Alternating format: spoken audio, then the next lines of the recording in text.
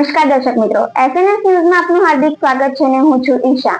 સમાચારમાં વાત કરીએ તો વડોદરા શહેરના ફતેપુરા વિસ્તારમાં કોર્પોરેશન દ્વારા નવી રોડ બનાવી ડામર પાથરી દેવાય છે અને તેની ઉપર જે રેતી નાખવામાં આવે છે તે રેતી વધારે પડતી નાખવાથી ટુ વ્હીલર વાહનોને આ વધારે પડતી રેતીના લીધે નાના વાહન ચાલકો સ્લીપ થઈ પડી જવાથી અકસ્માત થાય તેવી ભીતિ દર્શાવે છે અને અકસ્માત થાય તો જવાબદાર કોણ? રિપોર્ટર ધ્રુવ પાઠક।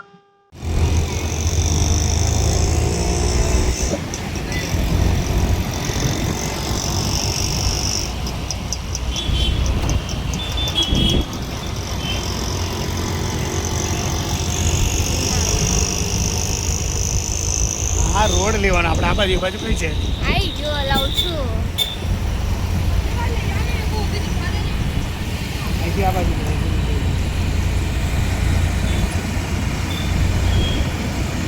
કટ કરી દેજો તો